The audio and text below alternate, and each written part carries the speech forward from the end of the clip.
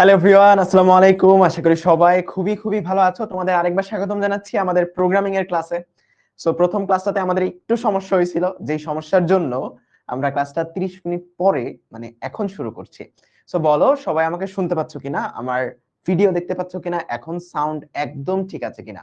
যারা ওয়েবে জয়েন করছো, যারা ফেসবুকে জয়েন করছো, আমাকে দুই পক্ষই জানাও যে সবকিছু এখন একদম ক্রিস্টাল ক্লিয়ার আছে কিনা। ওকে, সো আজকে আমরা যে অধ্যায়টা পড়বো সেটা হচ্ছে প্রোগ্রামিং ভাষা। হ্যাঁ, এটা হচ্ছে তোমাদের এইচএসসির একটা খুবই গুরুত্বপূর্ণ একটা অধ্যায়। খুবই বলতে খুবই গুরুত্বপূর্ণ একটা অধ্যায়, কারণ এখান থেকে প্রায় 2টা সৃজনশীল আসে। তার মানে তুমি 20 মার্কসের সৃজনশীল পাবাই এখান থেকে যে কোনো বোর্ডে, প্লাস 25টা এমসিকিউ এর মাঝে কমপক্ষে 5 থেকে 6টা এমসিকিউ এই অধ্যায় থেকে আসবে। সো খুবই গুরুত্বপূর্ণ একটা অধ্যায় আমরা শুরু করতেছি। ওকে, সো এই অধ্যায়টা আসলে খুবই মজার, আমার আসলে পার্সোনালি খুবই ভালো লাগে এই অধ্যায়টা। কারণটা যেটা হচ্ছে, কারণটা হচ্ছে এই অধ্যায়টা আমি তোমাদের এমন ভাবে পড়াবো যে প্রত্যেকটা জিনিস তুমি ফিল করতে পারবা, প্রত্যেকটা জিনিস তোমার কাছে মনে হবে পরীক্ষা হলে তোমার কানে বাজতেছে। সো এমন ভাবেই আমরা পড়বো, তোমার পরীক্ষা হলে তোমার কাছে মনে হবে যে তোমার কানে প্রত্যেকটা ডেফিনেশন, প্রত্যেকটা ক খ তোমার কানের মধ্যে বাজবে। কোনো কিছুই মুখস্থ করতে হবে না এই অধ্যায়ে, সবকিছু বুঝে বুঝে করতে পারবা। তাহলে চলো অধ্যায়টা শুরু করি। সবাই রেডি কিনা আমাকে বলো। ওকে স্যার, নোট করবো? হ্যাঁ, আমার সাথে সাথে নোট করতে পারবো, ক্লাসের শেষেও নোট করতে পারো, আর এই স্লাইড তোমাদের দিয়ে দিব। সো বলো সবাই রেডি কিনা অধ্যায়টা শুরু করার জন্য। তোমাদের ডিকোডার ব্যাচে আজকে প্রথম ক্লাস তোমাদের সাথে আমার। দেখবা যে খুবই সুন্দর করে আমরা অধ্যায় 5টা শুরু করতেছি, খুবই সুন্দর করে পুরো জিনিসপত্রগুলো পড়বো, প্রত্যেকটা জিনিস মনের মধ্যে গেঁথে যাবে ইনশাআল্লাহ। আজকের ক্লাসে তোমরা আইসিটি কিভাবে পড়তে হয় এই জিনিসটা ফিল করতে পারবা পুরা, বুঝছো? ওকে, তাহলে রেডি, আমরা শুরু করি। সো আমরা প্রথমে যে জিনিসটা নিয়ে আলোচনা করব সেটা হচ্ছে একটা প্রোগ্রাম কি, প্রোগ্রামিং ভাষা কি, এই জিনিসটা নিয়ে আলোচনা করব। সো তোমরা অলরেডি অধ্যায় 3 পড়ে ফেলছো। সো তোমরা জানো যে কম্পিউটার আসলে কি বুঝে বলতো? কম্পিউটার শুধু 0 আর 1 বোঝে। 0 আর 1 ছাড়া কিন্তু কম্পিউটার আর কিচ্ছু বোঝে না। এই প্রশ্নটা যখন তোমাদের মনে আসছে, মানে এই প্রশ্নটা আসা উচিত যে ভাইয়া কম্পিউটার 0 আর 1 কেমনে বোঝে? কম্পিউটার তো একটা মেশিন, একটা মেশিন কেমনে 1 2 3 4 বা 0 আর 1 এগুলা বুঝবে? মানে এই প্রশ্নটা আসা উচিত ছিল। সো কম্পিউটার আসলে 0 আর 1 ও বুঝে না। কম্পিউটার বুঝে যে বিদ্যুৎ আছে নাকি বিদ্যুৎ নাই। মনে করো তোমার একটা ছোট্ট একটা সার্কিট, ওই সার্কিটে কারেন্ট আছে নাকি নাই, সে জাস্ট এই জিনিসটাই বুঝে। সো আমরা আদর করে যদি কোনো একটা জায়গাতে ভোল্টেজ থাকে বা যে জিনিসটা অন থাকে, ওই জিনিসটা আদর করে আমরা 1 বলি।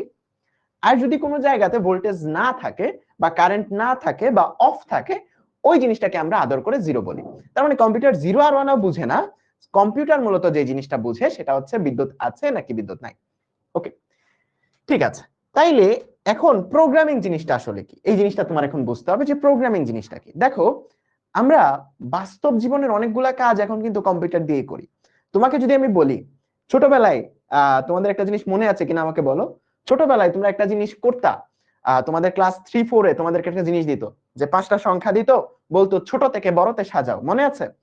একটা নস্টালজিক ভাইব তোমার মধ্যে চলে আসবে এখন।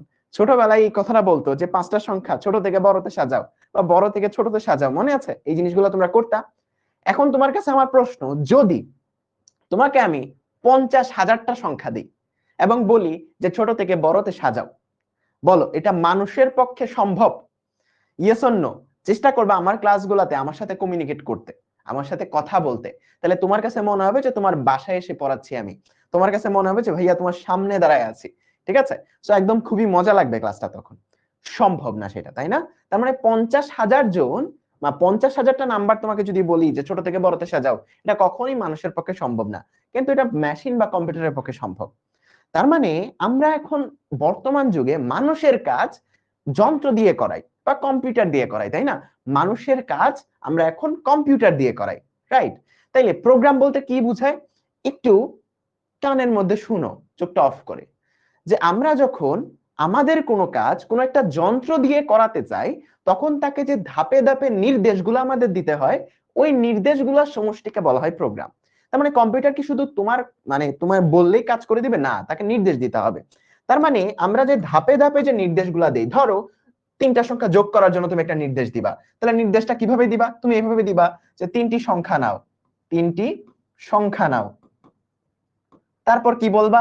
3টা সংখ্যা যোগ করো, 3টা সংখ্যা যোগ করো। তারপর তুমি কি বলবা? যে ফলাফলটা আমাকে দাও, ফলাফলটা আমাকে দাও।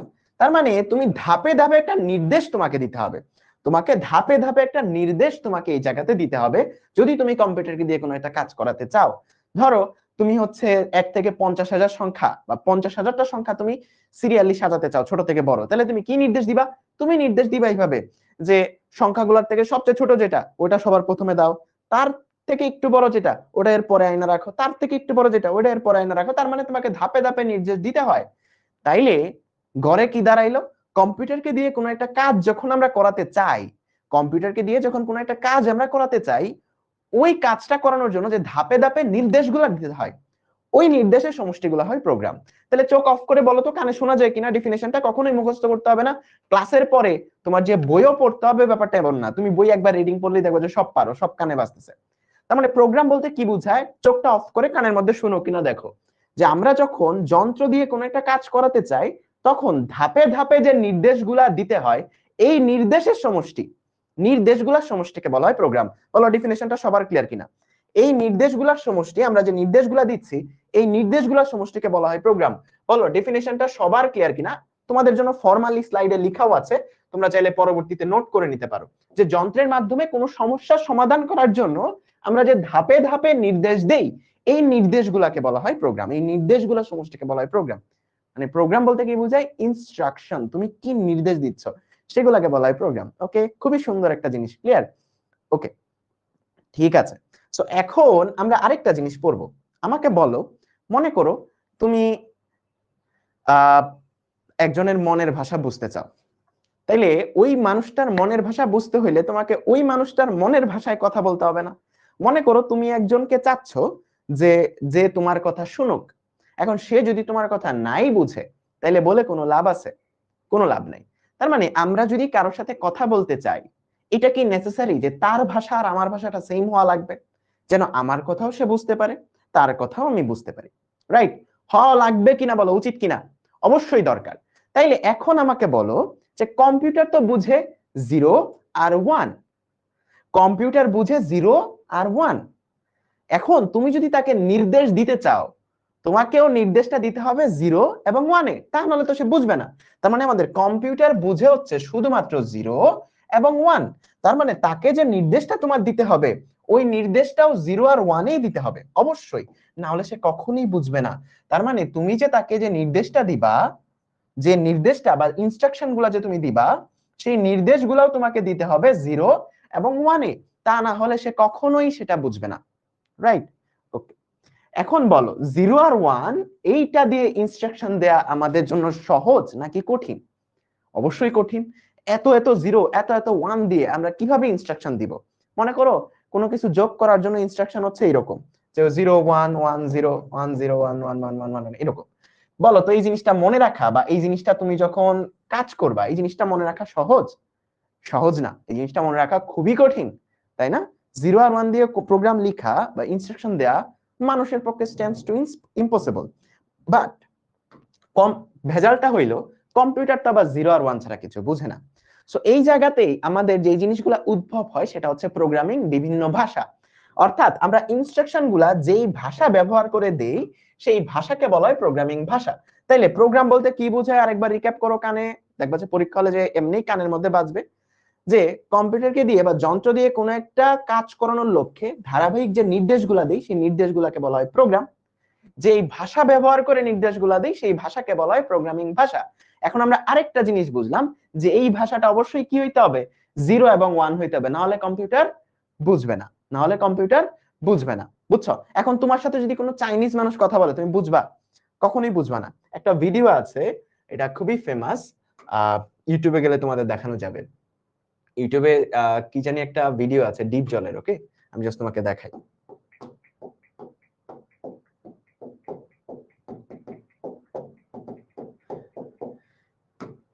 এই জিনিসটা দেখো। সো একটা জায়গাতে তোমার হচ্ছে, ওয়েট আমি সাউন্ডটা বাড়াই, আচ্ছা এটা সাউন্ড শোনা যাচ্ছে না। আচ্ছা, সো এই জায়গাতে যে জিনিসটা হয় সে হচ্ছে একটা চাইনিজ মানুষের সাথে মিটিং করে। সো চাইনিজ মানুষটা বলে চুং ছাং ফুং। ওকে, সো তুমি কিন্তু এটা বুঝবা না বা মানুষের পক্ষে এটা বোঝা সম্ভব না। তাহলে এখন গড়ে যে কথা কি দাঁড়াইলো যে কম্পিউটারকে দিয়ে কোনো একটা কাজ করাতে হইলে আমাদের 0 আর 1 দিয়ে ইনস্ট্রাকশন দিতে হবে। জিরো আর ওয়ান ছাড়া কেন সে কিছু বুঝে না? কারণ কম্পিউটার বুঝে শুধুমাত্র অন আর অফ, বিদ্যুৎ আছে অথবা বিদ্যুৎ নাই, ওই জিনিসটাকে আমরা আদর করে জিরো আর ওয়ান বলতেছি। ওকে, সো কম্পিউটার জিরো আর অন আসলে বুঝে না, সে বুঝে অন আর অফ, মানে বিদ্যুৎ আছে আর নাই, ওই জিনিসটাকে আদর করে আমরা ওয়ান আর জিরো বলতেছি। ঠিক আছে, সো আমরা যেই প্রবলেমটাই বললাম যে কম্পিউটারকে এখন নির্দেশ দিতে হইলে আমাদের জিরো আর ওয়ানেই দিতে হবে। এখন কথা হইলো, আমরা তো জিরো আর ওয়ান দেওয়াটা আমাদের জন্য কঠিন, জিরো আর ওয়ান দিয়ে নির্দেশ দেওয়াটা আমাদের জন্য কঠিন, তাইলে একটা কাজ কি করা যায়? সো এই জায়গাতে আমাদের আসা হচ্ছে অনুবাদক প্রোগ্রাম। মনে করো যে তুমি একটা মিটিং করবা একটা জাপানিজ একটা লোকের সাথে, তাইলে কি করবা বলো তো? জাপানিজ একটা লোকের সাথে তুমি যখন মিটিং করবা, তোমার একজন অনুবাদক দরকার হবে প্রথমে। সো অনুবাদক কি করবে? মনে করো যে তুমি এই জায়গাতে আছো, এই জায়গাতে আছে জাপানিজ, এই জায়গাতে আছে তোমার আরেকটা বন্ধু। সো এখন কি হবে ব্যাপারটা, তুমি যখন জাপানিজে বলবা, তুমি তো বাংলায় বলবা, তুমি যখন বাংলায় বলবা, সে ওইটাকে ট্রান্সলেট করে জাপানিজে তাকে বলবে, জাপানিজ যখন জাপানিজে বলবে, সে এটাকে ট্রান্সলেট করে তোমাকে বলবে। তার মানে যখন আমরা একজন আরেকজনের ভাষা বুঝতে পারি না, তখন আসলে আমাদের যে জিনিসটা দরকার হয়, অনুবাদক বা ট্রান্সলেটরের দরকার হয়, তাই না? এই যে তোমরা অনেকে কে মুভি দেখো, কে ড্রামা দেখো, তারপর ইংলিশ অনেক মুভি দেখো, বা জাপানিজ কোরিয়ান অনেক মুভি দেখো, কি দিয়ে দেখো? সাবটাইটেল দিয়া। তার মানে সাবটাইটেলটা কি করে, তোমাকে নিচে বাংলায় লিখে দেয় যে আসলে মানেটা কি। ওকে, তোমরা কে ড্রামা দেখো না, আচ্ছা ঠিক আছে, অনেক মেয়েরা দেখে। সো এই জায়গাতে যেই ভাষাগুলো আমরা বুঝি না, মনে করো তামিল একটা মুভি দেখতেছো, সো যেই ভাষাগুলো বুঝি না ওদের নিচে কিন্তু ট্রান্সলেটরটা থাকে, যেটা দিয়ে আমরা আসলে বুঝতে পারি। তার মানে একটা অচেনা ভাষার সাথে আমরা কমিউনিকেট করার জন্য যে জিনিসটা দরকার, সেটা হচ্ছে একটা অনুবাদক প্রোগ্রাম। এর নাম কি? এর নাম হচ্ছে অনুবাদক। অনুবাদক, এর নাম কি? এর নাম হচ্ছে অনুবাদক। এখন আমরা কম্পিউটারের ক্ষেত্রে সমস্যাটা কি পড়ছিলাম? কম্পিউটার জিরো আর ওয়ান ছাড়া কিছু বুঝে না। বাট আমাদের সমস্যা হইলো, আমরা তো অনেক ইংলিশে প্রোগ্রাম লিখবো, সি ভাষা আমরা ইংলিশে লিখবো, যে অ্যাড বা মাল্টিপ্লাই ফর এগুলা লিখবো। ঠিক আছে, এখন ইংলিশটা তো কম্পিউটার বোঝে না, কম্পিউটার বোঝে জিরো আর ওয়ান। ওই জিরো আর ওয়ানের ভাষাটাকে আসলে বলা হয় মেশিন ভাষা। সো এটা আমরা একটু পরে পড়বো আবার। তার মানে আমাদেরও এরকম একটা প্রোগ্রাম লাগবে, এরকম একটা প্রোগ্রাম লাগবে, এটাও একটা এক ধরনের প্রোগ্রাম, যেই প্রোগ্রামটা আমাদের ভাষায় লেখা প্রোগ্রামকে কম্পিউটারের ভাষায় অর্থাৎ জিরো আর ওয়ানে লেখা প্রোগ্রামে রূপান্তর করবে। বুঝছো? আমাদের ভাষায় লেখা প্রোগ্রামকে জিরো আর ওয়ানে ভাষায় লেখা, মানে জিরো আর ওয়ানে লেখা প্রোগ্রামে রূপান্তর করবে। আমাদের ভাষায় লেখা প্রোগ্রামকে জিরো আর ওয়ানে লেখা প্রোগ্রামে রূপান্তর করবে। ওকে, তার মানে আমরা কি ভাষায় লিখবো? আমরা বিভিন্ন ভাষায় লিখতে পারি। অবশ্যই আরবিতে লিখবা না, মানে এটা তুমি তুমি নিজে যদি প্রোগ্রামিং শিখো, তুমি নিজে আসলে বানাইতে পারবা এরকম, যে তুমি বাংলায় লিখতেছো ওইটা আসলে জিরো আর ওয়ানে কনভার্ট হচ্ছে, এরকম সম্ভব যদি অনুবাদক প্রোগ্রামটা তুমি বানায় নাও। ঠিক আছে, সো আমরা যেই ভাষাগুলাই প্রোগ্রাম লিখবো, এটা সাধারণত সি হয়, সি প্লাস প্লাস হয়, পাইথন হয়, আরো এরকম অনেকগুলা ল্যাঙ্গুয়েজ আছে, অ্যাসেম্বলি ভাষা হয়। সো আমরা তো ইংলিশে লিখতেছি, আমরা ইংলিশে লিখতেছি, সো ইংরেজি প্রোগ্রামটাকে সে কনভার্ট করবে জিরো আর ওয়ানে, কম্পিউটার তখন সেটা বুঝবে, কম্পিউটার তখন সেটা বুঝবে। সো এই কাজটা কে করে বলতো? এই কাজটা করে তোমার বাসার যে কাজের মানুষটা আছে, তুমি যারে কিনে আনছো, সে কি বলতো? সে হচ্ছে অনুবাদক প্রোগ্রাম। তার নাম কি? তার নাম হচ্ছে অনুবাদক প্রোগ্রাম। তার নাম কি বলতো? অনুবাদক প্রোগ্রাম। বলতো ক্লিয়ার জিনিসটা? তাইলে তোমাকে যদি বলি যে ভাইয়া অনুবাদক প্রোগ্রাম কি, পরীক্ষা হলে ক নাম্বারে আসলো অনুবাদক প্রোগ্রাম কি, চোখটা অফ করে কানের মধ্যে বলো, শুনতে পাবা কিনা, যে অনুবাদক প্রোগ্রাম হচ্ছে এক ধরনের বিশেষ ধরনের প্রোগ্রাম, যেটা আমাদের ভাষায় লেখা প্রোগ্রামকে মেশিন ভাষা অর্থাৎ জিরো আর ওয়ানে কনভার্ট করে বা কম্পিউটারের ভাষাতে রূপান্তর করে। বুঝছো? কম্পিউটারের ভাষাটার নামই হচ্ছে মেশিন ভাষা, মেশিন যেটা বুঝে। তার মানে অনুবাদক প্রোগ্রাম হচ্ছে বিশেষ ধরনের একটা প্রোগ্রাম, যেটা আমাদের লেখা প্রোগ্রামকে মেশিন ভাষায় কনভার্ট করে। বলো পরীক্ষা হলে কানের মধ্যে শুনতে পাবা কিনা ডেফিনেশনটা, আর কখনো মুখস্থ করা লাগবে? অনুবাদক প্রোগ্রাম কি যদি ক নাম্বারে আসে, কখনো মুখস্থ করা লাগবে? কখনো মুখস্থ করা লাগবে না। যে অনুবাদক প্রোগ্রাম হচ্ছে একটা বিশেষ ধরনের প্রোগ্রাম, এটা জাস্ট একটা কি, একটা মানুষ যে জাস্ট তোমার ল্যাঙ্গুয়েজটার ব্যারিয়ারটা দূর করতেছে। ওকে, যেটা তোমার ল্যাঙ্গুয়েজের ব্যারিয়ারটা দূর করতেছে। সো অনুবাদক প্রোগ্রাম হচ্ছে একটা বিশেষ ধরনের প্রোগ্রাম, যেটা আমাদের লেখা প্রোগ্রামকে বা আমাদের ভাষায় লেখা প্রোগ্রামকে মেশিনের ভাষায় রূপান্তর করে। বলো ক্লিয়ার কিনা সবার ডেফিনেশনটা? সবার কানে বাজবে কিনা আমাকে বলো, এভরিওয়ান, সবার কানে বাজবে? ওকে, প্রশান্ত পাল, তারপর আনিশা, সঞ্জয়, তামিদ, ওকে ডান, সবাই ভেরি জোস, তোমরা সবাই জোস, নাইস। ঠিক আছে, তার মানে অনুবাদক প্রোগ্রাম হচ্ছে একটা বিশেষ ধরনের প্রোগ্রাম। ডেফিনেশনটা কি ছিল? অনুবাদক প্রোগ্রাম হচ্ছে একটা বিশেষ ধরনের প্রোগ্রাম যেটা আমাদের ভাষায় লেখা প্রোগ্রামকে মেশিন ভাষায় কনভার্ট করে। তুমি যখন নোট করবা ডেফিনেশনটা লিখবা, বা একটু পরে ডেফিনেশনটা আমি লিখেও দিব, ডেফিনেশনটা আসলে লিখেও দিব, কোনো সমস্যা নেই, লেখাও আছে, স্লাইডে লেখা আছে। এখন দুইটা নাম মনে রাখতে হবে। নামগুলো হচ্ছে, একটা হচ্ছে সোর্স কোড আর একটা হচ্ছে অবজেক্ট কোড। একটা হচ্ছে সোর্স কোড আর একটা হচ্ছে অবজেক্ট কোড। সোর্সের বাংলা কি? সোর্সের বাংলা হচ্ছে উৎস। তাইলে আমাদের অনুবাদক প্রোগ্রাম কি করে? সে আমাদের ভাষায় লেখা প্রোগ্রামকে মেশিনের ভাষা অর্থাৎ 0 আর 1 এ কনভার্ট করে, মেশিনের ভাষা বা 0 আর 1 এ কনভার্ট করে। এখন দুইটা নাম আছে, আমাদের এই দুইটা নাম একটু বুঝতে হবে। দেখো ব্যাপারটা সিম্পল, আগের মতোই। আমাদের মধ্যে একজন কি আছে? মধ্যে আছে একজন অনুবাদক প্রোগ্রাম। অনুবাদক প্রোগ্রাম, অনুবাদক প্রোগ্রাম, তার ডেফিনেশন আমরা জানি, তার ডেফিনেশন আমরা জানি। সো অনুবাদক প্রোগ্রামের কাজটা কি? আমাদের ভাষায় লেখা প্রোগ্রাম অর্থাৎ ইংলিশে লেখা যে প্রোগ্রামগুলো আছে বা আমরা যে ভাষায় প্রোগ্রামগুলো লিখি, এই প্রোগ্রামগুলোকে সে কনভার্ট করবে হচ্ছে, সে কনভার্ট করবে হচ্ছে 0 এবং 1 অর্থাৎ মেশিন ভাষায় রূপান্তর করবে। কিসে? মেশিন ভাষায় রূপান্তর করবে। ওকে, ক্লিয়ার? অনুবাদক প্রোগ্রামের কাজ হচ্ছে এটা, যে আমাদের ভাষা প্রোগ্রামটাকে সে কিসে কনভার্ট করছে? মেশিন ভাষায় কনভার্ট করছে। কিসে কনভার্ট করছে? মেশিন ভাষায় কনভার্ট করছে। এখন এই জায়গাতে দুইটা নাম মনে রাখতে হবে। নামগুলো হচ্ছে সোর্স কোড এবং অবজেক্ট কোড। অর্থাৎ আমরা যে কোডগুলা লিখি এগুলো তো উৎস, আমাদের লেখার উৎসই হচ্ছে এটা, মানে আমাদের প্রোগ্রামের উৎসটাই হচ্ছে এটা। সো এই উৎস যে কোডটা যেটা আমরা লিখতেছি এটার নাম হচ্ছে সোর্স কোড। এটার নাম কি? Source code. নামটা কি বলতো? Source code. আর এই অনুবাদক প্রোগ্রাম এই সোর্স কোডটাকে 0 আর 1 এ রূপান্তর করে। সো 0 আর 1 এ রূপান্তর হয়ে গেলে ওই জিনিসটার আরেকটা নাম দেয়া যায়, এটা হচ্ছে অবজেক্ট কোড। নামটা কি?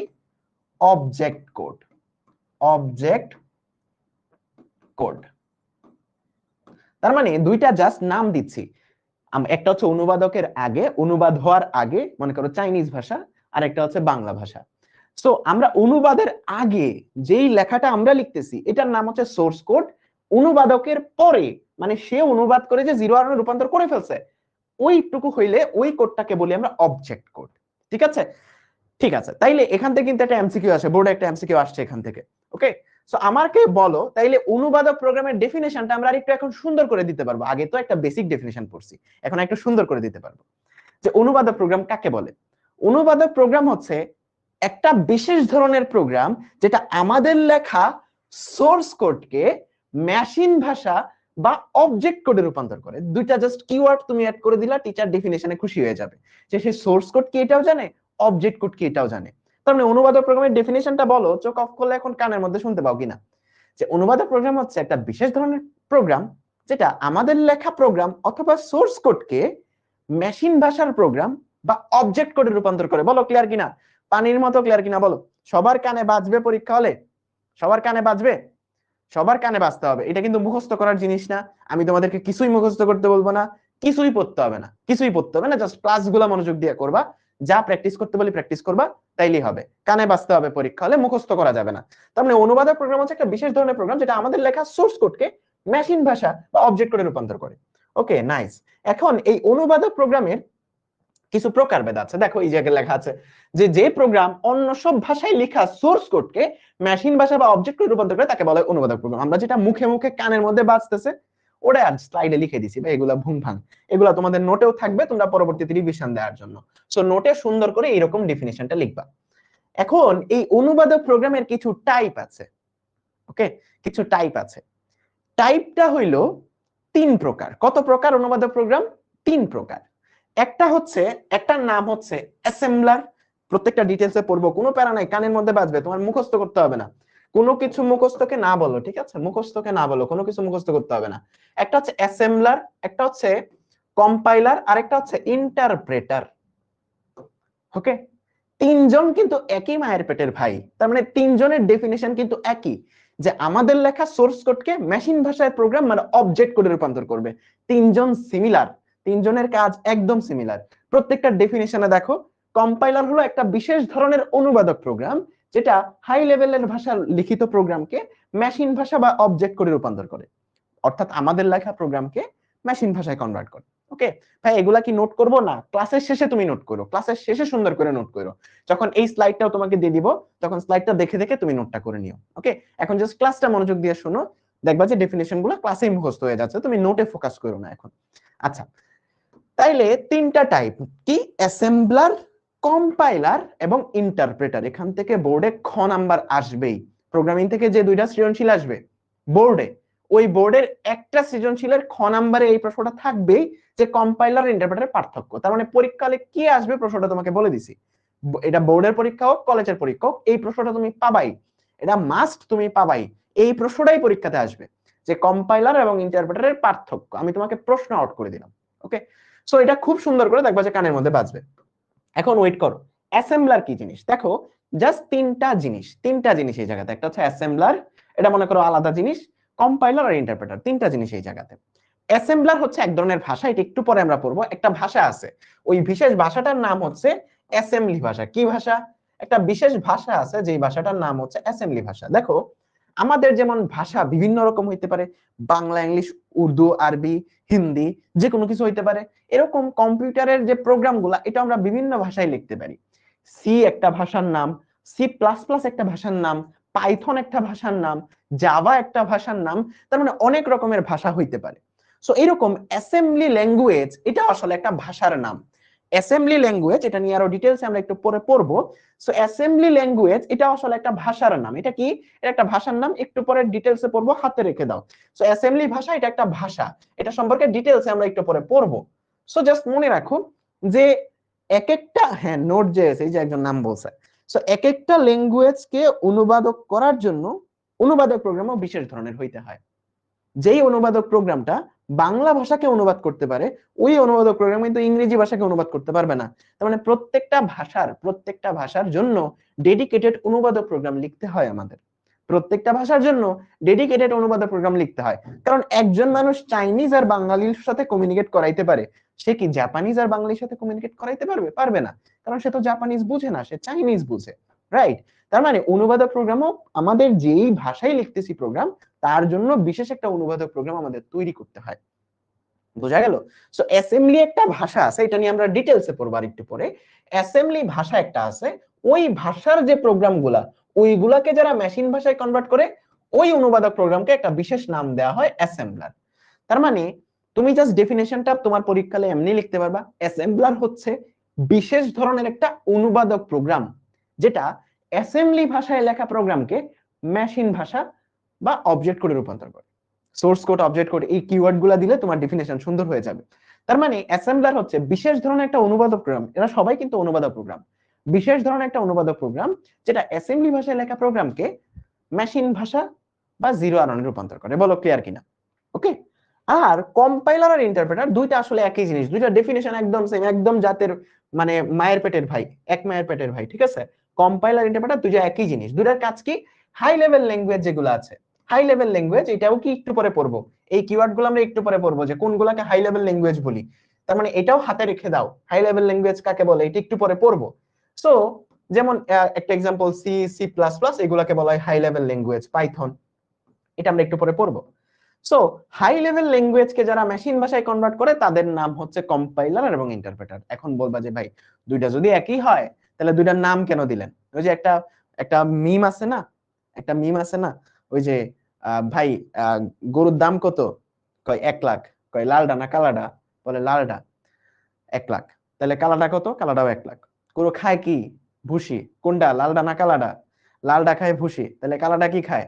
ভুসি। ওই তার মানে ব্যাপারটা এরকম যে দুইটা জিনিস যদি একই হয়, তাহলে আলাদা নাম দেওয়ার কি দরকার? তাই না? আলাদা নাম দেওয়ার কি দরকার? সো নাম দেওয়ার এই জন্য দরকার যে কম্পাইলার কি করে, কম্পাইলার হচ্ছে পুরোটা একসাথে খায়, অর্থাৎ পুরো যে লেখাটা আছে পুরো প্রোগ্রামটাকে একসাথে অনুবাদ করে, একসাথে অনুবাদ করে। ঠিক আছে? আর interpreter line by line, line by line, line by line. দেখো কিওয়ার্ডটা লাইন বাই লাইন, এই যে এই দুইটা কিওয়ার্ড মনে রাখলেই দুইটা ডেফিনিশন ক্লিয়ার। কম্পাইলার পুরোটা সম্পূর্ণ প্রোগ্রামটাকে একসাথে অনুবাদ করে, আর ইন্টারপ্রেটার লাইন বাই লাইন অনুবাদ করে। ওকে, ক্লিয়ার? তোমার তিনটা ডেফিনিশন তোমার পরীক্ষা হলে নিজে থেকে লিখতে পারবা। অ্যাসেম্বলার হচ্ছে বিশেষ ধরনের একটা অনুবাদক প্রোগ্রাম, যেটা অ্যাসেম্বলি ভাষায় লেখা প্রোগ্রামকে বা সোর্স কোডকে মেশিন ভাষায় লেখা প্রোগ্রাম বা অবজেক্ট কোডে রূপান্তর করে। That's it. আর কম্পাইলার হচ্ছে একটা বিশেষ ধরনের অনুবাদক প্রোগ্রাম, যেটা হাই লেভেল ভাষার প্রোগ্রামকে মেশিন ভাষায় রূপান্তর করে, বাট পুরো প্রোগ্রামটা, সম্পূর্ণ প্রোগ্রাম একসাথে সে অনুবাদ করে। আর ইন্টারপ্রেটার লাইন বাই লাইন। বলো তিনটা ডেফিনেশন একদম পানির মতো ক্লিয়ার কিনা, একদম পরীক্ষা হলে কানে বাজবে কিনা, মানে কোনো কিছু মুখস্থ করতে হবে কিনা? আই গেস মুখস্থ করতে হবে না, তাই না? কোনো কিছু মুখস্থ করতে হবে? মুখস্থ করতে হবে না। ওকে, ঠিক আছে, ডান ডান ডান। এখন যে জিনিসটা আমরা পড়বো সেটা হচ্ছে কম্পাইলার এবং ইন্টারপ্রেটারের পার্থক্য। এই পার্থক্যটা পরীক্ষা হলে যাই দেখবা আসছে। মানে তোমাকে আমি বললাম যে প্রোগ্রামিং অধ্যায়ের যেই পরীক্ষায় তুমি দাও না কেন, বোর্ডের হোক কলেজের হোক, তুমি 2 মার্কস এখান থেকে পাবাই। ওকে, 2 মার্কস এখান থেকে পাবাই যে কম্পাইলার ইন্টারপ্রেটারের পার্থক্য, বা অমুক থেকে অমুক ভালো, এই জিনিসটা যাচাই করো। এখন জীবন ভরা তোমরা পার্থক্য কেমনে লেখছো বলো তো?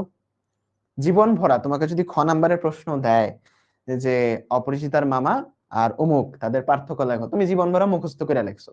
তো আজকে এমন ভাবে তোমাদের এই পার্থক্যটা পড়াবো, জীবনেও মুখস্থ করতে হবে না পার্থক্য লিখে, মানে আইসিটিতে কিছুই মুখস্থ করতে হয় না। ওকে, কখনোই মুখস্থ করতে হয় না। আচ্ছা তুমি তো ছক করেই লিখবা, বাট কখনোই মুখস্থ করতে হবে না। ওকে, সো এটার জন্য আমাদের দুইজন সাবজেক্ট লাগবে। তোমাদের মধ্যে থেকে আমি দুইজন মানুষকে নিব, একজন ছেলে একজন মেয়ে। ওকে, কার নাম নিব আমাকে বলো তো? মুখস্থ করতে হবে না, একদম মুখস্থ করতে হবে না। ওকে, একজন নিচ্ছি হলো জিম, আরেকজন নিচ্ছি হলো কে বলতো? আরেকজন কাকে নিব? আরেকজন নিচ্ছি হলো একজন মেয়ে নিব, জয়া। ঠিক আছে, সো একজন হচ্ছে জিম আর একজন হচ্ছে জলা। মানে ওদের নাম নিচ্ছি মানে যে ওদের ওদের ভালো বলবো এমন না, ওদের দুইজনকেই পচাবো। সো একজন হচ্ছে জিম, এটাকে কম্পাইলার হচ্ছে জিম। জাস্ট পরীক্ষা হলে এক্সাম্পলটা মনে রাখবা, দেখবা যে এমনি তুমি পার্থক্য লিখতে পারবা। আর ইন্টারপ্রেটার কি? ইন্টারপ্রেটার হচ্ছে জয়া, যে দিয়া মনে হয় ছিল নামটা। ওকে, স্মার্ট বোর্ডটা একটু ডিস্টার্ব করে, এটা আমারটা না। আমি তোমাদের ক্লাস নেওয়ার জন্য আমার বাসা থেকে নিয়ে নেই, বাসার ছাদের উপর কি জানি বাইরেইতেছিল, তখন আসলে আরেকটা স্টুডিও থেকে এখন এসে নিচ্ছি। ওকে, সো দুইজনকে একটা জিনিস পচাবো, একটু সুন্দর করে পচাবো। সো দুইজন মনে করো গেল কাতারে, বুঝছো? যে একটা গান আছে না, সবাই যে বাংলাদেশে আমি যে কাতারে, এরকম। সো দুইজন গেল কাতারে। কাতারে গেল কেন? চাকরি খোঁজার জন্য। সো দুইজন পাইলো রেস্টুরেন্টে চাকরি, অর্থাৎ কি রেস্টুরেন্টে খাবার ডেলিভার করবে। সো দুইজনই পাইলো খাবার ডেলিভার করার চাকরি। ওকে, দুইজন খাবার ডেলিভার করার চাকরি পাইলো। ওকে, এখন জিম হচ্ছে আয়েশা। ওকে, জিম কি? জিম হচ্ছে একজন অলস মানুষ।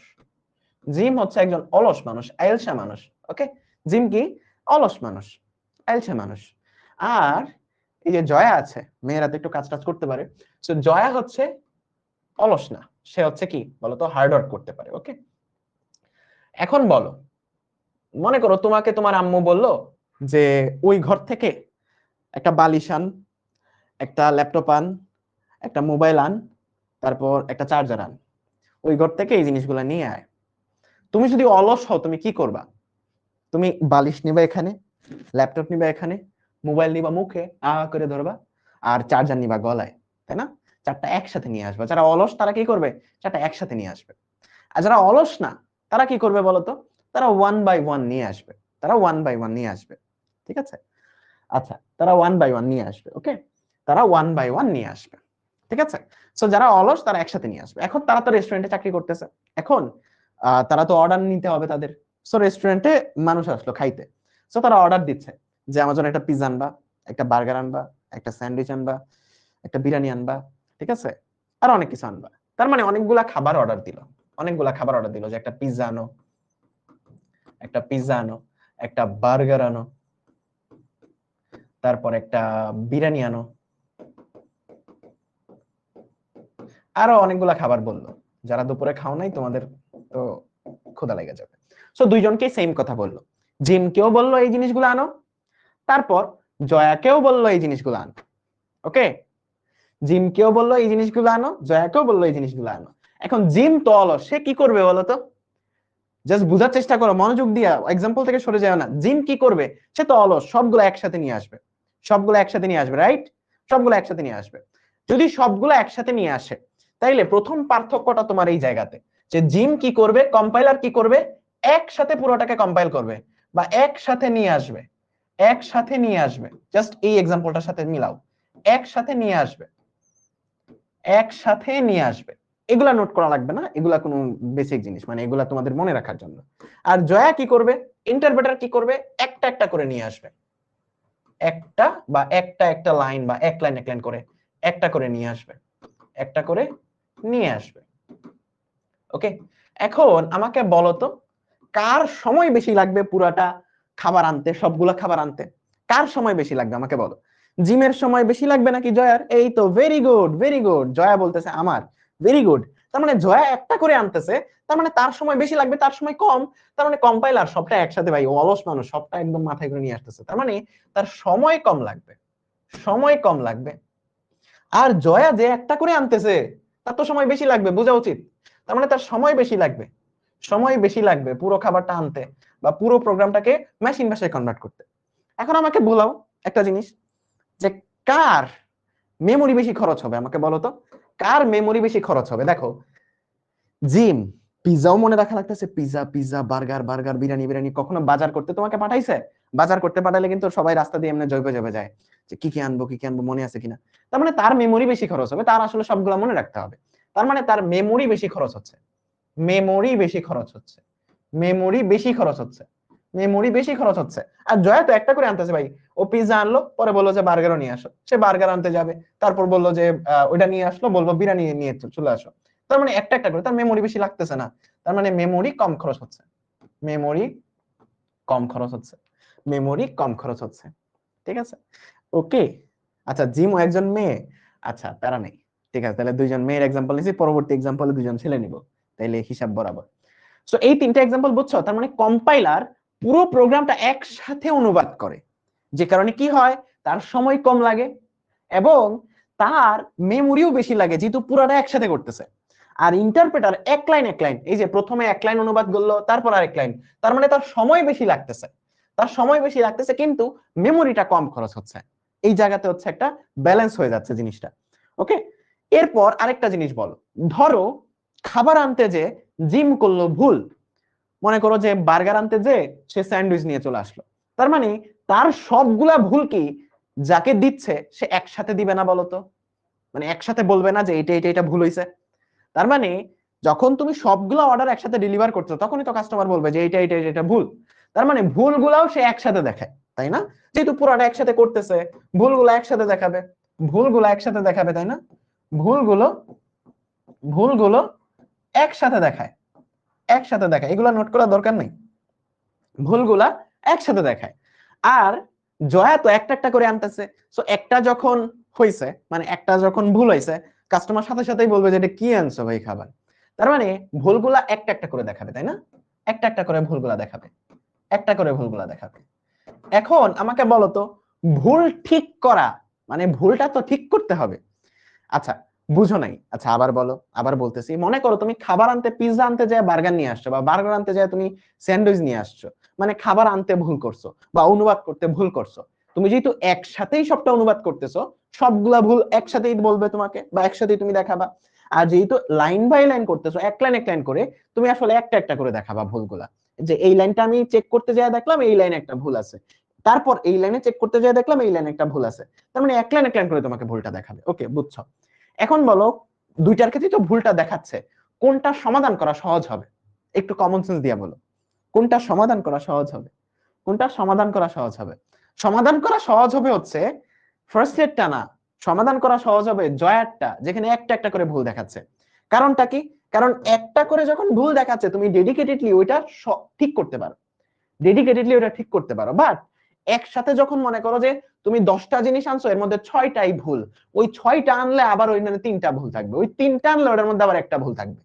তার মানে তুমি যে একটা একটা করে ঠিক করতেছো, ওইটা তোমার জন্য বেশি ইফেক্টিভ, তোমার ওই জায়গাতে ভুলগুলা সহজে ডিবাগ করা যায় বা ভুলগুলা সহজে ঠিক করা যায়, বা ভুল কারেকশন কারেকশন করা সহজ।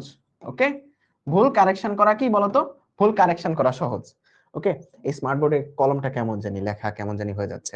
আর এখানে ভুল কারেকশন করা কঠিন, কারণ একসাথে যদি মাথার উপর তোমাকে আমি বলি যে 100 ভুল, ওই 100 ভুল ঠিক করতে যায় তোমার আর মাথা খারাপ হয়ে যাবে। তার মানে এখানে ভুল সমস্যা মানে ঠিক করাটা কঠিন। ঠিক আছে, বুঝছো?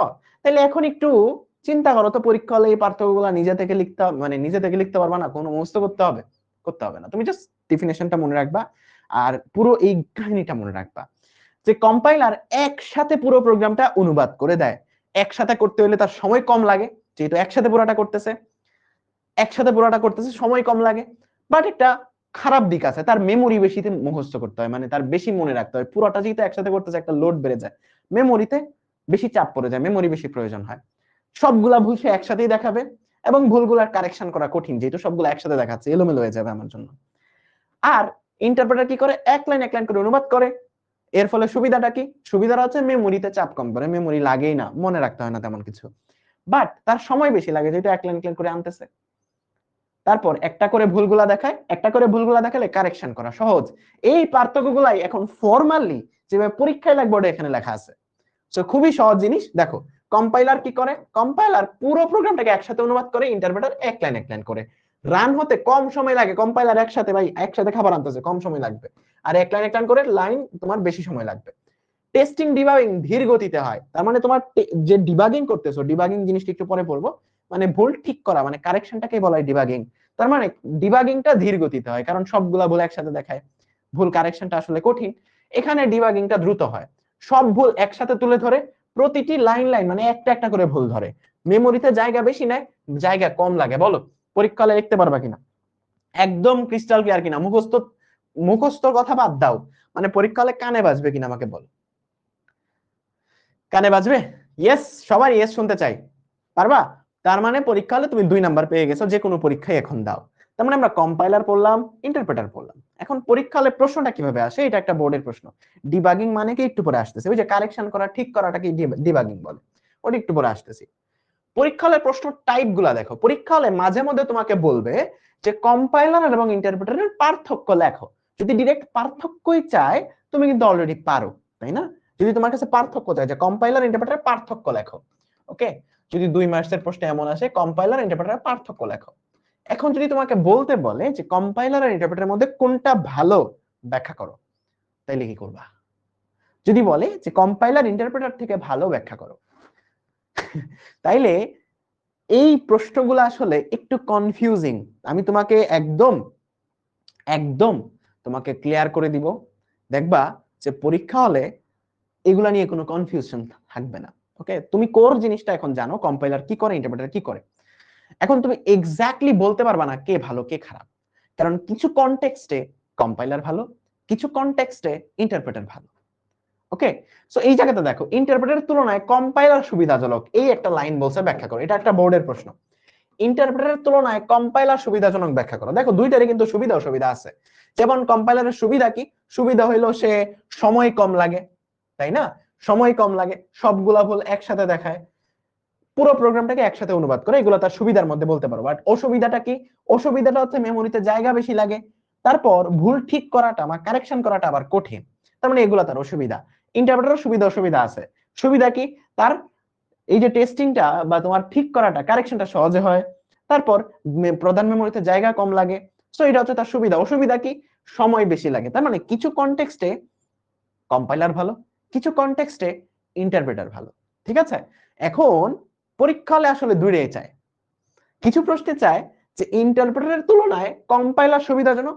রাজশাহী বোর্ডে একটা প্রশ্ন আসছিল যে কম্পাইলারের তুলনায় ইন্টারপ্রেটার সুবিধাজনক ব্যাখ্যা করো। এখন তুমি পড়লা পেছে, ভাই এখন আমি কি করব? সমস্যা নেই, সবসময় যেভাবে স্রোত আসে ওইদিকেই নৌকা চালাও, কোনো সমস্যা নাই। যেদিকে স্রোত নৌকা ওইদিকে চালাবা। ওকে, যেদিকে স্রোত নৌকা ওইদিকে চালাবা। যদি খ নাম্বারে প্রশ্ন এইভাবে বলে যে কম্পাইলারের তুলনায় ইন্টারপ্রেটার সুবিধাজনক, তার মানে তোমাকে কাকে ভালো বানাইতে হবে, কম্পাইলারকে ভালো বানাইতে হবে। আর কাকে খারাপ বানাইতে হবে, ইন্টারপ্রেটার খারাপ বানাইতে হবে। বোঝার চেষ্টা করো, প্রশ্ন দুই রকমই আসতে পারে। প্রশ্নে বলতে পারে ইন্টারপ্রেটারের তুলনায় কম্পাইলার ভালো, অথবা আরেকটা আসতে পারে কম্পাইলারের তুলনায় ইন্টারপ্রেটার ভালো। দুইটাই কিন্তু চাইতে পারে, ব্যাখ্যা করতে পারে, তোমাকে ব্যাখ্যা করতে হবে। সো তারা যেটাকে প্রশ্নে ভালো বলবে, তারা যেটাকে প্রশ্নে ভালো বলবে, এখানে বলছে ইন্টারপ্রেটারের তুলনায় কম্পাইলার সুবিধাজনক, যারা ভালো বলবে তারাও তুমিও ভালো বলবা, তার ভালো গুণগুলা বলবা, আর যারা খারাপ বলবে তারা খারাপ গুণগুলা তুমি বলবা। সো যখন প্রশ্নটা এইটা যে ইন্টারপ্রেটারের তুলনায় কম্পাইলার সুবিধাজনক ব্যাখ্যা করো, তখন কম্পাইলারের ভালো দিকগুলা তুমি বলবা, যে পুরো প্রোগ্রামটাকে একসাথে অনুবাদ করে, সময় কম লাগে, সবগুলা বল একসাথে ধরে দেয়, কম্পাইলারের ভালো গুণগুলা তুমি বলবা। আর বলছে ইন্টারপ্রেটারের তুলনায় কম্পাইলার সুবিধাজনক, ইন্টারপ্রেটারের খারাপ গুণগুলা তখন তুমি বলবা, যে ইন্টারপ্রেটারে তোমার কি কি বলতো, মেমোরিতে তোমার হচ্ছে সময় বেশি লাগে, এটা ইন্টারপ্রেটারের একটা খারাপ দিক। তারপর এক লাইন করে ভুল ধরে, এটা একটা খারাপ দিক। তার মানে প্রশ্নে যেভাবে তোমাকে বলবে ঠিক একইভাবে উত্তর করবা। আর যদি বলে কোনটি ভালো, এই হচ্ছে প্রশ্ন, যদি বলে কোনটি ভালো, যে ভাইয়া কোনটা অ্যাকচুয়ালি ভালো, যদি বলে কোনটি ভালো, তখন তুমি ইন্টারপ্রেটারকে ভালো বলবা।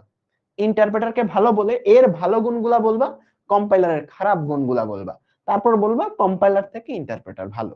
বুঝছো? প্রশ্নে উল্লেখ থাকে যে কোনটা থেকে কোনটা ভালো ব্যাখ্যা করো, যে কম্পাইলার থেকে ইন্টারপ্রেটার ভালো ব্যাখ্যা করো, ব্যাখ্যা করো।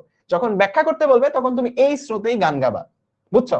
যারে ভালো বলছে তার ভালো বলবা, যারে খারাপ বলছে তার খারাপ বলবা। প্রশ্ন যেই টোনে তুমিও সেই টোনে আগাবা। এখন যদি বলে কোনটি ভালো ব্যাখ্যা করো, তোমার কাছে জানতে চাইছে, তখন তুমি ইন্টারপ্রেটারকে ভালো বলবা। ক্লিয়ার সবাই? তোমরা তো শুরুতেই বলতেছিলে ইন্টারপ্রেটার ভালো, সো এখন তোমাকে যদি জিজ্ঞেস করে যে কোনটি ভালো ব্যাখ্যা করা, তখন ইন্টারপ্রেটারকে ভালো বলবা। আর যদি প্রশ্নে বলে দেয় যে কম্পাইলার ভালো ব্যাখ্যা করো, তখন তুমি কম্পাইলারকে ভালো বলবা। বুঝছো? বুঝতে পারছো? বলো সবাই ক্লিয়ার কিনা? যারে ভালো বলবা তার ভালো গুণ লিখবা, যারে খারাপ বলবা তার খারাপ গুণ লিখবা। ঠিক আছে? মুশফিকুর ক্লিয়ার? ঠিক আছে, সবার ক্লিয়ার কমেন্ট আছে। Tamid clear? Okay, nice. Maria clear? Nice nice nice. Debugging মানে কি প্রশান্ত পাল? এতবার প্রশ্ন করতে হবে না, তোমার একবার করলেই আমি দেখি। এই যে দেখো স্লাইড আছে, সো আমার কাছে সবগুলোর সলিউশনই আছে, তোমার প্রশ্ন করতে হবে না। এখন এই যে কম্পিউটারের যে ভুলগুলা, এই ভুলগুলার একটা নাম আছে, নাম হচ্ছে বাগ। বড় বাঘ না কিন্তু, বাঘ। এটা বয়কার বা আডুবাঙ্গা দ, বাঘ। ঠিক আছে? কম্পিউটারের যে ভুলগুলা, এই ভুলগুলাকে বলা হয় বাগ। আর এই ভুলগুলা ঠিক করার যে প্রক্রিয়া, এই ঠিক করার প্রক্রিয়াটাকে বলা হয় ডিবাগ। ওকে? তার মানে এগুলা ঠিক করা বা কারেকশনের যে প্রক্রিয়া, ওই কারেকশনের যে প্রক্রিয়া, সেটাকে বলা হয় ডিবাগ। ওকে? ক্লিয়ার? তার মানে কম্পিউটারের মানে প্রোগ্রামের ভুলগুলাকে বলা হয় বাগ, ভুলগুলা ঠিক করার যে প্রক্রিয়া তাকে বলা হয় ডিবাগ। এখন পুরাতন বইগুলাতে তোমাদের এই বাগ নিয়ে, বাগ কত প্রকার, এটার অনেকগুলা প্রশ্ন ছিল, বাট আমরা পড়বো, যদিও আমাদের এখন বোর্ড বইয়ে নাই। তোমাদের একটা বড় প্রশ্ন, ভাই আইসিটি পড়বো কোন বইটা? দেখো, কোনো রাইটারের বই কিনা লাগবে না, কোনো দরকার নাই।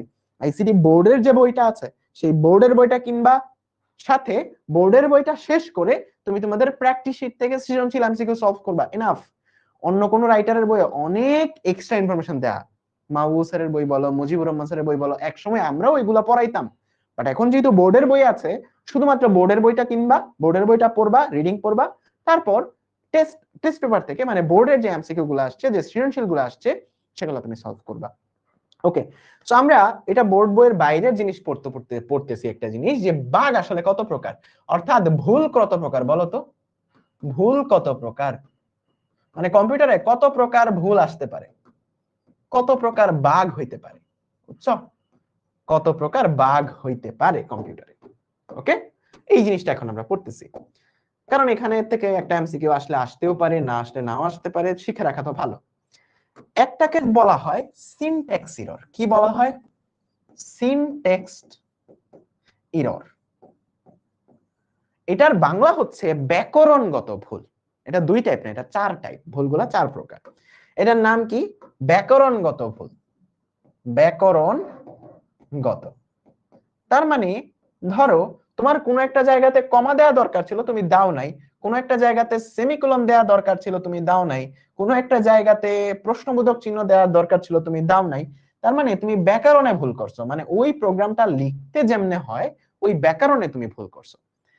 তার মানে সিনট্যাক্স এরর মানে হচ্ছে ব্যাকরণগত ভুল। তুমি যেই লাইনগুলাতে ভুল করছো, ধরো কমা দিতে মিস করছো, সেমিকোলন দিতে ভুল করছো, সো এগুলাকে ব্যাকরণগত ভুল। এই ব্যাকরণগত ভুলগুলো আমাদের কম্পাইলার দেখাইতে পারে, মানে আমাদের অনুবাদক প্রোগ্রাম দেখাইতে পারে। অনুবাদক প্রোগ্রামের ইংরেজি নাম কি? কম্পাইলার। অনুবাদক প্রোগ্রামের ইংরেজি নাম কি? কম্পাইলার। ওকে, সো এই জায়গাতে এগুলা কে দেখাইতে পারে বলতো? এগুলা আমাদের অনুবাদক প্রোগ্রাম আমাদের দেখাইতে পারে। অনুবাদক প্রোগ্রাম আমাদের এই জিনিসগুলা, ভুলগুলো ধরায় দিতে পারে, যে এনে ভুল আছে, এই লাইনে ভুল আছে, আরো কিছু ভুল আছে। এখানে আরেকটা ভুল হচ্ছে তোমার ডেটা এরর। কি এরর? ডেটা এরর, অর্থাৎ তুমি ডেটাই ভুল করছো। ধরো কোন জায়গাতে 9.8 দিয়ে গুণ করার কথা, তুমি গুণ করছো 10 দিয়ে, তাইলে বলো তো উত্তরটা কি একই আসবে, না উত্তরে ভুল আসবে? সো ডেটা এরর, এই ডেটা এরর গুলো আসলে খুঁজে পাওয়াটা একটু কঠিন, কারণ তুমি আসলে বুঝবা না যে আসলে কিসের জন্য ভুল হচ্ছে। সো এগুলো আসলে তোমার অনুবাদক প্রোগ্রাম ভুল দেখায় না। অনুবাদক প্রোগ্রাম শুধুমাত্র সিনট্যাক্স এররের ভুলগুলাই দেখায়। এই ডেটা এররের ভুল দেখাবে না, কারণ তুমি তো সবকিছু গ্রামাটিক্যালি ঠিকই লেখছো, হয়তো 9 এর জায়গায় 10 লেখছো।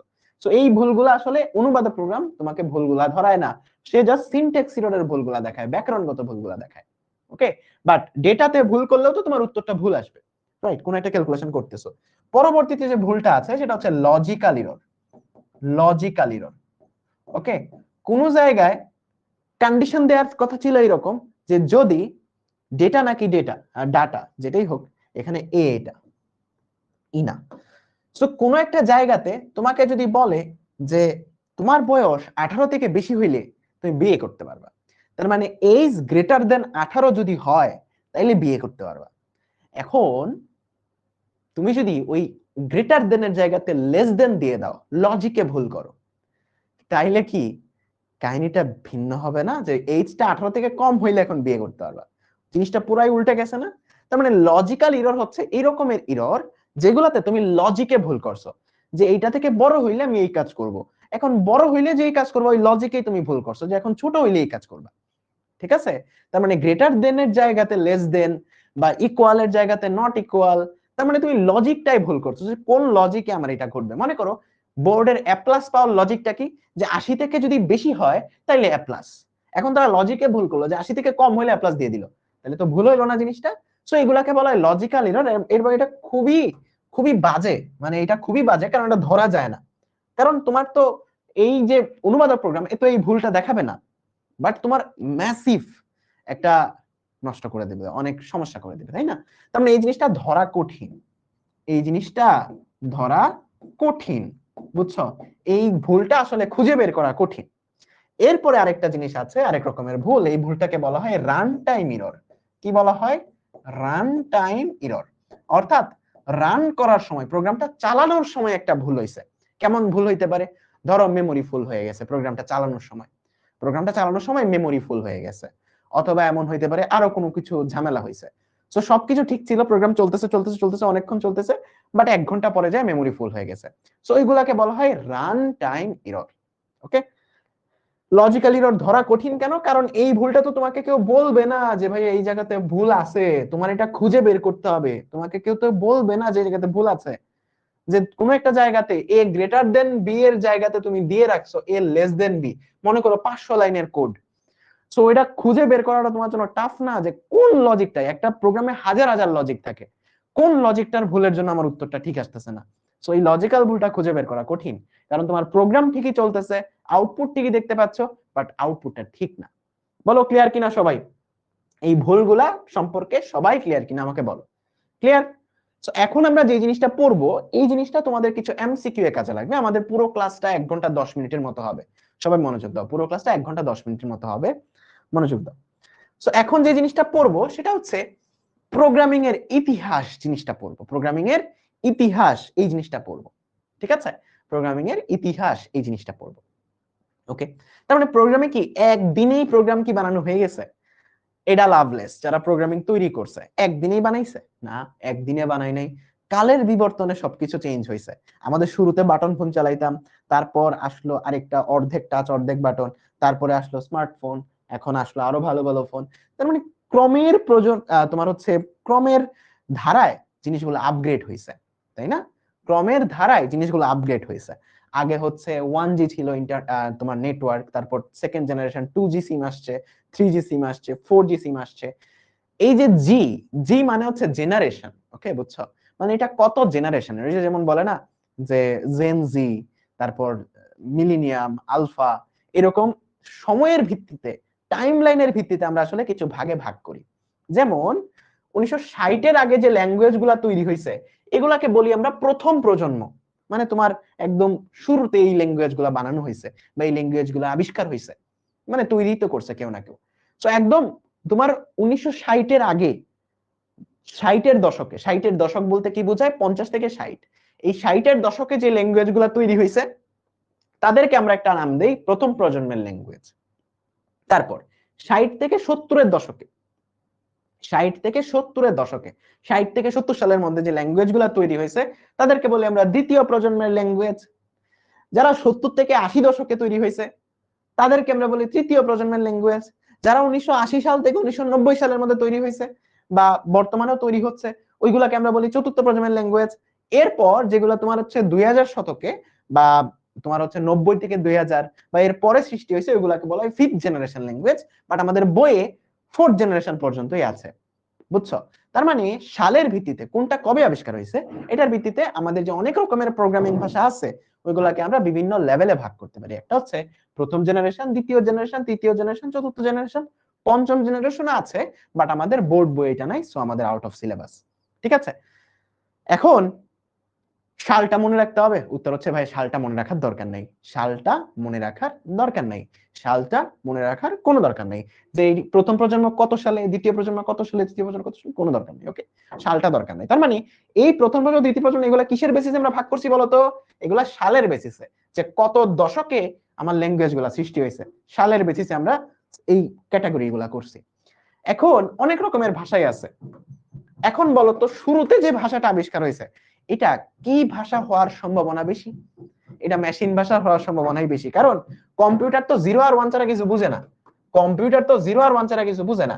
তাহলে একদম শুরুতে যে প্রোগ্রামটা লেখা হয়েছে, আজকে এই হাতুড়ি দিয়ে বাইরানো আমার পিছনে সারে না, এই স্টুডিওতে আসছি এখানেও কে বাইরাচ্ছে, বুঝছো? তো এই জায়গাতে কম্পিউটার তো 0 আর 1 ছাড়া কিছু বুঝে না। তাহলে শুরুতে যে ল্যাঙ্গুয়েজটা তৈরি হয়েছে, শুরুতে যে ল্যাঙ্গুয়েজটা বানাইছে অবশ্যই 0 আর 1 দিয়েই বানাইছে। বর্তমানে ফিফথ জেনারেশন চলতেছে, অবশ্যই সেটা 0 আর 1 দিয়েই বানাইছে। তার মানে একদম প্রথম যে ল্যাঙ্গুয়েজটা আবিষ্কার হয়েছে সেই ল্যাঙ্গুয়েজটা হচ্ছে মেশিন ভাষা, যেটা একদম তোমার প্রথম প্রজন্মের ল্যাঙ্গুয়েজ। ওকে, এরপর এটা থেকে আরেকটু আপডেট হইয়া যেই ল্যাঙ্গুয়েজটা আমরা বানাইছি ওই ল্যাঙ্গুয়েজটার নাম হচ্ছে অ্যাসেম্বলি ভাষা। ওকে, এটা সম্পর্কে আরো ডিটেইলসে পড়বো। এরপর পরের যে জেনারেশনটা এটাকে বলা হয় হাই লেভেল ল্যাঙ্গুয়েজ, এরপরের যে জেনারেশনটা এটাকে বলা হয় very high level language. So এই চারটা জিনিস মনে রাখতে হবে, যে প্রথম প্রজন্ম মেশিন ভাষা, দ্বিতীয় প্রজন্ম অ্যাসেম্বলি ভাষা, তৃতীয় প্রজন্মের উদাহরণ তুমি মনে রাখবা C, C plus plus, Python, Java, এই সবগুলো হচ্ছে তোমার কি তৃতীয় প্রজন্মে আবিষ্কার হয়েছে, তৃতীয় প্রজন্মের ভাষা। তারপর চতুর্থ প্রজন্মের একটা এক্সাম্পল মনে রাখতে হবে, এই এমসিকিউটা পরীক্ষায় আসবেই, যে চতুর্থ প্রজন্মের ভাষা কোনটা। চতুর্থ প্রজন্মের ভাষা হচ্ছে, মনে রাখবা, এসকিউএল নামে একটা ভাষা আছে, আর একটা হচ্ছে ম্যাথল্যাব, যেটা তোমরা ইঞ্জিনিয়ারিং এ অনেক ইউজ করবা, ইঞ্জিনিয়ারিং পড়লে আমরা অনেক ইউজ করছি। সো এই ভাষাগুলো হচ্ছে চতুর্থ প্রজন্মের ভাষা। সো এখান থেকে এমসিকিউ ছাড়া কিছুই আসে না, এখান থেকে এমসিকিউ ছাড়া কিছুই আসে না। সো কি এমসিকিউ মনে রাখতে হবে? প্রথম প্রজন্মের ভাষা কোনটা? মেশিন ভাষা। দ্বিতীয় প্রজন্মের ভাষা কোনটা? অ্যাসেম্বলি ভাষা। তৃতীয় প্রজন্মের ভাষা কোনটা? বাকি সবগুলা, C, C plus plus, Java, Python সবগুলা। আর চতুর্থ প্রজন্মের ভাষা কোনগুলা? এসকিউএল এবং ম্যাথল্যাব, এসকিউএল এবং ম্যাথল্যাব, এসকিউএল এবং ম্যাথল্যাব। ওকে, সো এগুলা বইয়ে যেরকম ভাবে আছে আমাদের ওই রকম ভাবেই এমসিকিউটা মনে রাখতে হবে। বলো, বুঝছো? ক্লিয়ার? ওকে, ক্লিয়ার সবাই? ডান। সো এক্সাম্পল গুলো মনে থাকবে? মনে থাকবে। এখন আমরা একটা একটা করে ডিটেইলসে পড়ব। সো আমরা সালের ভিত্তিতে প্রোগ্রামিং এর ভাষাগুলোকে কিছু ক্যাটাগরিতে ভাগ করছিলাম, যে প্রথম প্রজন্ম, দ্বিতীয় প্রজন্ম, তৃতীয় প্রজন্ম, এরকম সালের ভিত্তিতে ভাগ করছিলাম। এখন আরেকটা বেসমেন্টে আমরা ভাগ করব, সেটা হচ্ছে যন্ত্র নির্ভরতা। কিসের বেসিসে? যন্ত্র নির্ভরতা, যন্ত্র নির্ভরতা, নির্ভরতা। এই যন্ত্র নির্ভরতার উপর ভিত্তি করে আমরা এখন আরো কয়েকটা ভাগে ভাগ করব, যন্ত্র নির্ভরতার উপর ভিত্তি করে। ওকে, যন্ত্র নির্ভরতা কি একটু পরে আসতেছি, কোনো সমস্যা নেই। সো আমরা কয়েকটা ভাগে ভাগ করতেছি, নিম্ন স্তর, একদম তোমার হচ্ছে খুবই বাজে অবস্থা, নিম্ন স্তরের ভাষা, মধ্যম স্তরের ভাষা, উচ্চ স্তরের ভাষা। জাস্ট কয়েকটা নামে ভাগ করছি, নিম্ন স্তরের ভাষা, মধ্যম স্তরের ভাষা, উচ্চ স্তরের ভাষা, অতি উচ্চ স্তরের ভাষা। তাহলে অতি উচ্চ স্তরের ভাষা জানি কোন জেনারেশন ছিল, ওই টাইমের বেসিসে, টাইমের বেসিসে অতি উচ্চ স্তরের ভাষা ছিল হচ্ছে ফোর্থ জেনারেশন, মনে আছে? অতি উচ্চ স্তরের ভাষা ছিল ফোর্থ জেনারেশন ল্যাঙ্গুয়েজ টাইমের বেসিসে। আর উচ্চ স্তরের ভাষা জানি টাইমের বেসিসে কি জেনারেশন ছিল? থ্রি জেনারেশন, মানে থার্ড জেনারেশন ল্যাঙ্গুয়েজ। সো এই দুইটা জিনিস মনে রাখবা। আর এই জায়গাতে নিম্ন স্তরের ভাষা কোনগুলা? মেশিন ভাষা, অ্যাসেম্বলি ভাষা। তার মানে মেশিন ভাষা হচ্ছে প্রথম জেনারেশন ল্যাঙ্গুয়েজ ছিল, অ্যাসেম্বলি ভাষা হচ্ছে দ্বিতীয় জেনারেশন ল্যাঙ্গুয়েজ ছিল টাইমের বেসিসে। সো টাইমেরটাও আমি সাথে লিখে দিলাম, টাইমেরটাও আমি সাথে লিখে দিলাম। ওকে, টাইমেরটাও সাথে তোমাদের লিখে দিলাম। ওকে, নাইস। তার মানে নিম্ন স্তরের ভাষা আছে, মধ্যম শ্রেণীর ভাষা আছে, উচ্চ স্তরের ভাষা আছে, অতি উচ্চ স্তরের ভাষা আছে। এক্সাম্পল গুলা মাস্ট। নিম্ন স্তরের ভাষা কোনটা? মেশিন ভাষা এবং অ্যাসেম্বলি ভাষা, মানে প্রথম আর দ্বিতীয় দুই নাম্বার, প্রথম দুইটা জেনারেশনকে আমরা বলি নিম্ন স্তরের ভাষা, খুবই লো লেভেল ল্যাঙ্গুয়েজ, মানে ওগুলা খুবই বাজে, মানে একদম শুরুর দিকে বানানো হয়েছে। জিএল মানে জেনারেশন ল্যাঙ্গুয়েজ। সো প্রথম নিম্ন স্তরের ভাষা কোনগুলো? ফার্স্ট জেনারেশন ল্যাঙ্গুয়েজ আর সেকেন্ড জেনারেশন ল্যাঙ্গুয়েজ, মেশিন ভাষা এবং অ্যাসেম্বলি ভাষা। ওকে, আর উচ্চ স্তরের ভাষা কোনগুলা? থার্ড জেনারেশন ল্যাঙ্গুয়েজ, মানে সবগুলা, C C plus plus, Java, Python, সবগুলা। আর সবচেয়ে মনে রাখতে হবে ফোর্থ জেনারেশন ল্যাঙ্গুয়েজটা হচ্ছে এসকিউএল এবং ম্যাথল্যাব। এই এক্সাম্পলটা অনেক বেশি আসে পরীক্ষা হলে। ফোর্থ জেনারেশন ল্যাঙ্গুয়েজ, নিচের কোনটি ফোর্থ জেনারেশন ল্যাঙ্গুয়েজ? এসকিউএল এবং ম্যাথল্যাব। বলো, মনে থাকবে? এসকিউএল এবং ম্যাথল্যাব। ওকে, ঠিক আছে, ওকে, ডান, মনে থাকবে আশা করি সবার। এখন আমরা এই প্রত্যেকটা ডিটেইলস পড়বো। প্রথমে মেশিন ভাষা, আমাকে বলো এটা নিম্ন শ্রেণীর ভাষা কিনা? ইয়েস, নিম্ন শ্রেণীর ভাষা। এটা কত জেনারেশন ল্যাঙ্গুয়েজ আমাকে বলো? কত জেনারেশন ল্যাঙ্গুয়েজ এটা?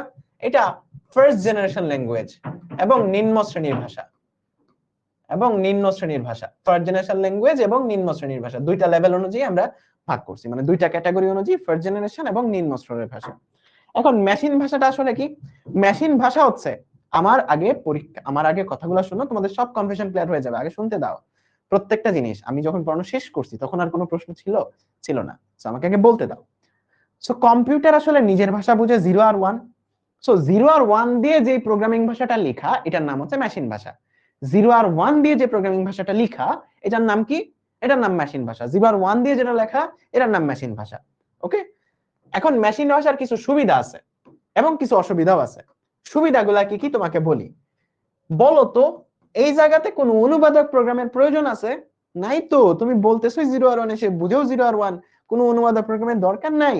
তার মানে এখানে সরাসরি যোগাযোগ হয়, সরাসরি তুমি কম্পিউটারের সাথে যোগাযোগ করতে পারবা। এগুলা পরে সুন্দর করে সাজানো আছে, সরাসরি যোগাযোগটা সম্ভব হয়, তাই না? বলতো, আমার আগে তুমি উত্তর করো। তাইলে কি বলতো, কম্পাইলার বা ইন্টারপ্রেটার বা অনুবাদক প্রোগ্রামের দরকার আছে? আমার আগে উত্তর করো, আমার আগে উত্তর করো সবাই। অনুবাদক প্রোগ্রামের দরকার আছে? অনুবাদক প্রোগ্রামের তাহলে কোনো দরকার নাই। তার মানে নো অনুবাদক প্রোগ্রাম। আমি যা সংক্ষেপে লিখতেছি, কারণ পরে সুন্দর করে সাজানো আছে। নো অনুবাদক প্রোগ্রাম, কোনো অনুবাদক প্রোগ্রামের দরকার নাই। অনুবাদক প্রোগ্রাম একটা মেমোরি ইউজ করে না? তোমার একটু আগে বলছি, ওই যে জয়া এবং জিম মেমোরি ইউজ করতেছিল। অনুবাদক প্রোগ্রাম মেমোরি ইউজ করতেছে, তাইলে এর তো অনুবাদক প্রোগ্রাম দরকারই নাই। তাহলে এর কোনো মেমোরি দরকার? নোট করা লাগবে না, ক্লাসের শেষে নোট করবা। এর কোনো মেমোরিও দরকার হয় না। তার মানে মেমোরিতে খুবই অল্প জায়গা দখল করে, মেমোরির খুবই অল্প ইউজ করে। তো এগুলা কি তার ভালো দিক না? বলতো, কারোর সাথে সরাসরি কথা বলতে পারতেছো, এটা তো ভালো দিক। অনুবাদক প্রোগ্রামের প্রয়োজন হচ্ছে না, তো ভালো দিক। অল্প মেমোরি ইউজ করতেছো, এটা তো ভালো দিক। আর যেহেতু সরাসরি যোগাযোগ সম্ভব হচ্ছে, সময়টা কম লাগবে না? বলতো, তোমার হচ্ছে কথা বলতা, অনুবাদ হইতো, তারপর সে বুঝতো। এখন অনুবাদও কি লাগতেছে না, সরাসরি যোগাযোগ হলে সময় কম লাগবে না? সময় কম লাগবে। তার মানে সময়ও কম লাগবে, সময়ও কম লাগবে। তার মানে এগুলো হচ্ছে তার গুড সাইড, সবগুলা তার গুড সাইড, তার ভালো দিক। ওকে, তার ভালো দিক। এখন খারাপ দিকগুলা কি? খারাপ দিকও তো আছে ভাই। প্রথম খারাপ দিক তোমার মনে কি আসে বলো তো? প্রথম খারাপ দিক কি হওয়া উচিত? যে ভাই 0 আর 1 এর প্রোগ্রাম মুখস্থ করা কঠিন, লেখা কঠিন, বুঝা কঠিন। তার মানে 0 আর 1 এর যে প্রোগ্রামটা আছে সেটা লিখা, তারপর ভুল খোঁজা, সবগুলা কঠিন। মানে এগুলা তুমি নিজেই লিখতে পারবা যে এটা যেহেতু 0 আর 1 এ লেখা, এটা লেখাও কঠিন, ভুল খোঁজা কঠিন, এটা তোমার অনেক বেশি কঠিন, মানে hard to understand for human. তার মানে অনেক বেশি কঠিন, অনেক বেশি কঠিন। ওকে, লেখা কঠিন, মনে রাখা কঠিন, ভুল খোঁজা কঠিন, সবকিছু কঠিন। আরেকটা সবচেয়ে গুরুত্বপূর্ণ, এটার জন্য এটাকে নিম্ন স্তরের ভাষা বলা হয়, সেটা হচ্ছে মেশিন নির্ভর ভাষা। মেশিন নির্ভর ভাষা, তার মানে একটা কম্পিউটারের জন্য লেখা প্রোগ্রাম অন্য কম্পিউটারে কাজ করবে না। এটা খুবই বাজে একটা দিক। এই জিনিসটাকে বলা হয় মেশিন নির্ভরতা। তার মানে মেশিন নির্ভর মানে কি? এক কম্পিউটারে লেখা প্রোগ্রাম অন্য কম্পিউটারে কাজ করবে না। এই জিনিসটাকে বলা হয় মেশিন নির্ভর ভাষা। এক কম্পিউটারে লেখা প্রোগ্রাম অন্য কম্পিউটারে কাজ করবে না, এটাকে বলা হয় মেশিন নির্ভর ভাষা। ওকে, ক্লিয়ার? তার মানে এই প্রোগ্রামটা লেখার জন্য মেশিন সম্পর্কে আইডিয়া থাকতে হয়, বা ডিভাইস সম্পর্কে আইডিয়া থাকতে হয়, ডিভাইসের আইডিয়া থাকতে হয়, ডিভাইসের আইডিয়া থাকতে হয়। এগুলা তুমি প্যারা নিও না, কেন ভাই সুন্দর করে কেন লিখে দিচ্ছেন না? কারণ সুন্দর করে আমি লিখে দিয়েছি পরের স্লাইডে। ওকে, এই জন্য তোমার এই জায়গাতে লেখি নেই, মানে জাস্ট র্যান্ডমলি লিখছি। তাহলে সুবিধাগুলা কি কি? প্রথম সুবিধা ভাই, কোনো অনুবাদক প্রোগ্রাম নাই। ভালো দিক, সময় বেশি লাগতেছে, সময় অনেক কম লাগতেছে, যেহেতু সরাসরি যোগাযোগ সম্ভব হচ্ছে। অনুবাদক প্রোগ্রাম লাগতেছে না, তাই মেমোরিও লাগতেছে না, সবগুলা ভালো দিক। তাহলে সুবিধাগুলা লিখতে পারবা না বলো তো? মনের মধ্যে বাজবে কিনা? বাজবে? Yes or no? তার মানে কোনো অল্প মেমোরির প্রয়োজন হয়, তারপর অনুবাদক প্রোগ্রামের প্রয়োজন হয় না, এটাকে তুমি বানায় দুইটা বলতে পারবা, যে ফলে দ্রুত নির্বাহ করা যায় বা দ্রুত হয়। সবচেয়ে বড় সুবিধা হচ্ছে সরাসরি যোগাযোগ। বলো মনের মধ্যে বাজবে কিনা? 100% বাজবে। ঠিক আছে ভাই, আপনি যেগুলো লিখছেন ওগুলো নোট করবো নাকি? না, এগুলা নোট করার দরকার না, এগুলা জাস্ট তোমার মনে রাখার জন্য। আমি যেটা পড়াচ্ছি, আমার কাজ কিন্তু ভাই তোমার সুন্দর করে নোট গুছায় দেওয়া না, বুঝছো? তোমরা সবসময় একটা ভুল ধারণা রাখো যে টিচারের কাজ হচ্ছে তোমাকে সবকিছু গুছায় দিবে। তাইলে ভাই তোমার কাজ কি? তোমার কাজ হচ্ছে সবগুলা নিজের মতো গোছানো। টিচারের কাজ হচ্ছে সুন্দর করে তোমাকে জিনিসটা এমন ভাবে তোমাকে পড়ানো যেন তুমি সুন্দর করে বুঝতে পারো, তোমার জন্য মনে থাকে। এটা টিচারের দায়িত্ব। তুমি নোট এগুলা করবা না, তুমি নোট করবা এইভাবে। ঠিক আছে, এগুলা নোট করবা, আর স্লাইড তো তোমাকে দিয়ে দিব, এইগুলা নোট করবা।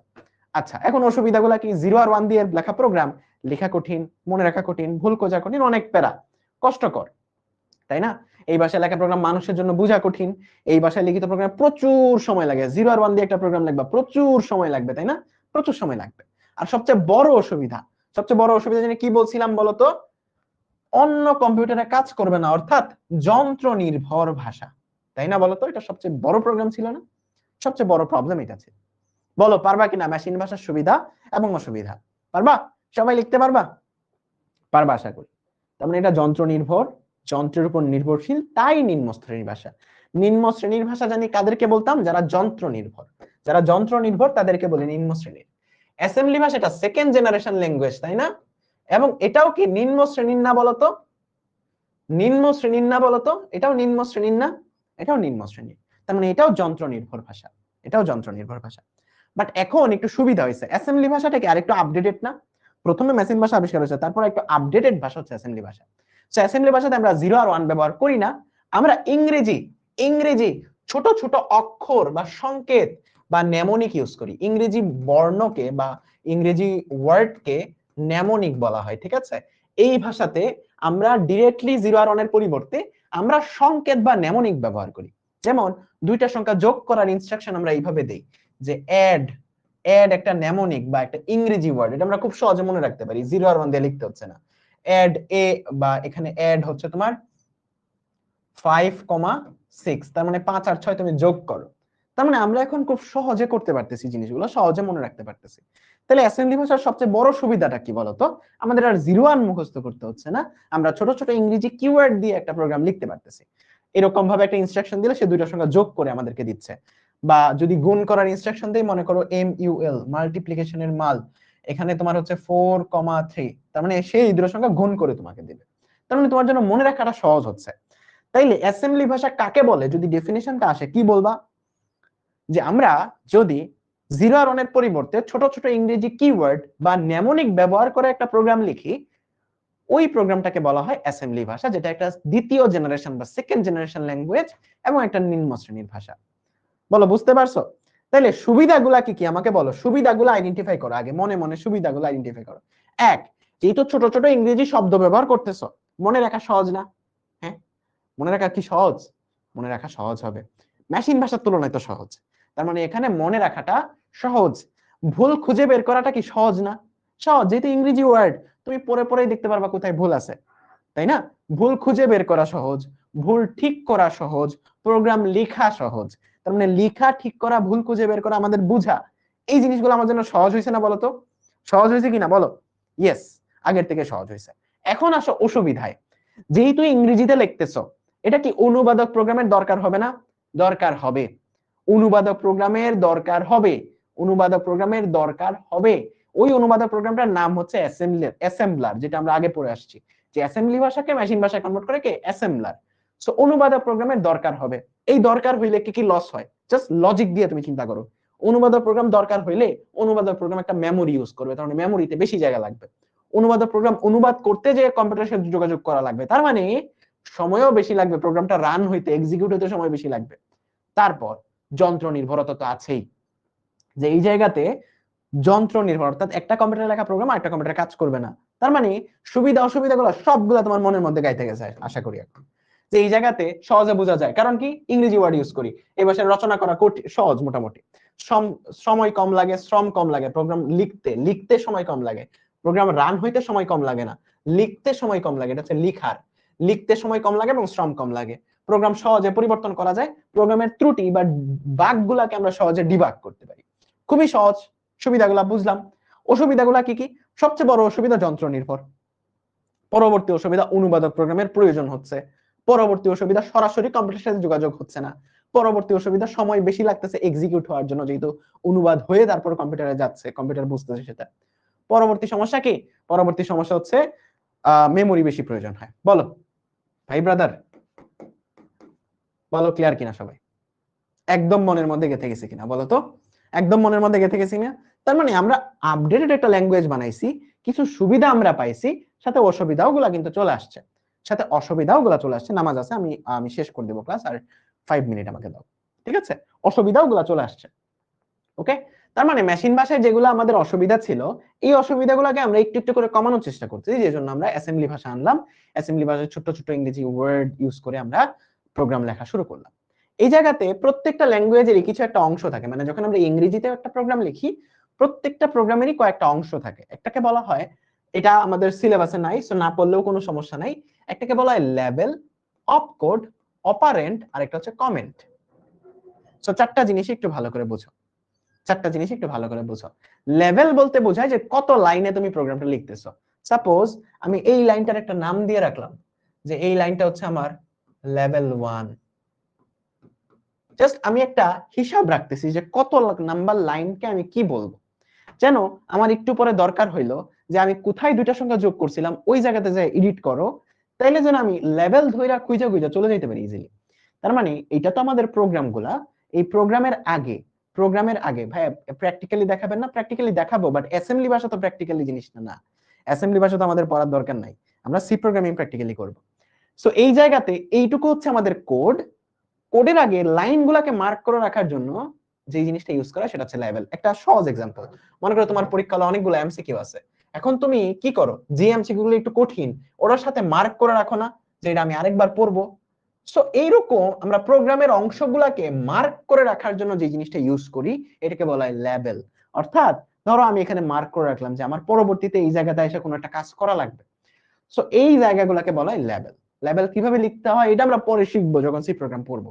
ওকে, বুঝছো লেভেল কি? তার মানে তুমি যে মার্ক করে রাখো যে ওই জায়গাতে আমি আরো ভালো পরবর্তীতে আরো কাজ করব, ওই মার্ক করা জায়গাটাকে বলা হয় লেভেল। লেভেল দিয়ে আমরা মার্ক করে রাখি একটা প্রোগ্রামের একটা অংশকে, ঠিক আছে? তারপর কমেন্ট কি? কমেন্ট হচ্ছে এটা প্রোগ্রামের অংশ না, এটা সম্পর্কে আরো ডিটেইলসে বিস্তারিত পড়বো, সমস্যা নাই। কমেন্ট হচ্ছে প্রোগ্রামের অংশ না, তুমি জাস্ট লিখে রাখো যেন পরবর্তীতে কিছু বুঝতে পারো।